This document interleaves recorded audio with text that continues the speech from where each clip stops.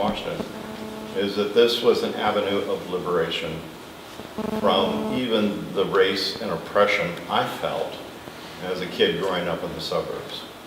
Wondering why my father, a real estate person, had to go bend over backwards to show a home in the suburbs to a black woman. And so for me, the narrative isn't just simply institutions or forms of racism. The narrative is also institutions have the capacity to liberate. And that's my story. It's left up to each of us.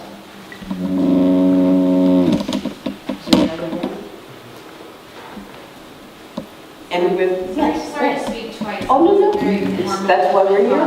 Thank you. That is very And thank you, Jim, for that example, because I was sharing with Joan yesterday that I'm a member of the United Church of Christ UCC Church in Portland that's very multicultural, multiracial, African-American white churches that came together in the 1980s. And we are part of these sacred conversations on race.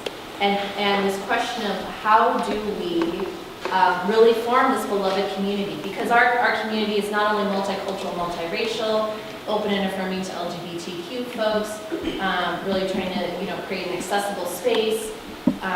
We host a HIV Day Center, so it's like a rainbow, right? And so, but the thing with the rainbow is that you have to be really intentional about keeping it going and keeping these relationships and this level of trust with each other, so that you can have these hard conversations. And so I appreciate that, Jim, because I think automatically, obviously, my mind went to the negative. Mm-hmm. But there is a lot of possibility for hope and healing within faith communities around racial justice and what God really calls us towards. That's my vision of it. Exactly. Yes. And also, I wanted to jump to the negative too, but when I was thinking about the different images of Christ, I also thought about something I visited when I was in high school. There's the National Shrine of the Immaculate Conception in D.C. I don't know if anyone's ever been there. It's basically the Catholic Basilica of the United States.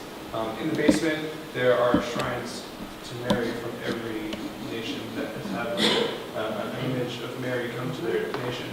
And every single one has a different image of Mary, and a different colored skin, a different dress, a different gown. It's really beautiful, and if you ever have a chance, it's an amazing symbol of the universality of the faith. That also reminds me of a piece of art that Linda shared with me on yesterday that's in the upstairs leading up to the second floor. It's titled Glory to God. And it was created by a person from Thailand. And she shared with me that he was obviously he was a talented artist, but when he began to create images of God and his sharing his faith via his craft, his talent, that because his craft, his talent represented Thailand and the images that were recognized as coming from Thailand, he was told he could not do that. But there was a special person in his life of a different culture. It was a man or woman. It was an art school at university there, a Christian university. Someone at the Christian university said, look, create and title it Glory to God, because it's your glory to God. And Jim, I'm very appreciative for you sharing, and I would say this is God ordained, because the truth is when we begin to share our stories, then that gives us an opportunity to really look at each other and think about where do each of us come from? What do we represent? Why are we here? And it also reminds us that at the end of the day, which I wrote a note in your booklet, if you were somewhere in a car accident and you needed, I'm O positive, and I was dying, I don't care what color you are, give me your blood. Okay? And the irony there is, do many of you know that Dr. Charles Drew, who was a plasma surgeon, and he developed plasma so that we could receive a blood transfusion. And guess what? He died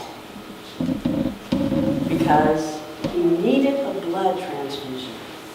And they would not give it to him because he was at a white hospital. What kind of sense does that make?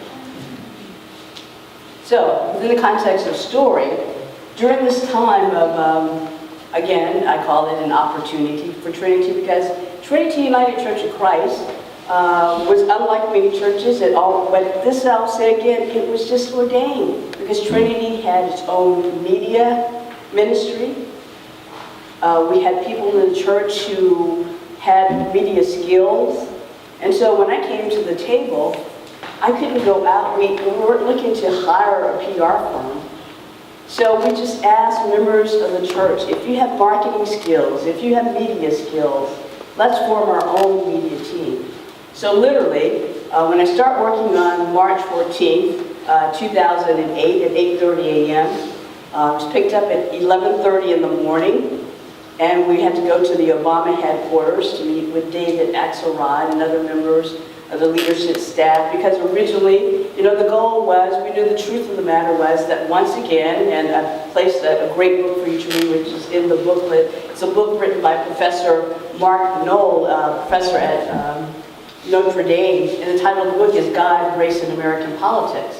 Because everybody knew at the end of the day, the person or persons who did not want President Obama to win, Senator Obama to become president, and/or didn't want the Democrats to win. Well, everything's out in the open.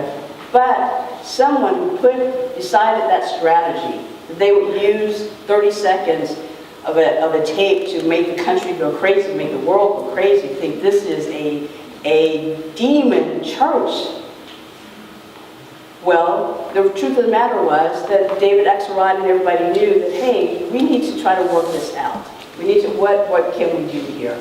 So with that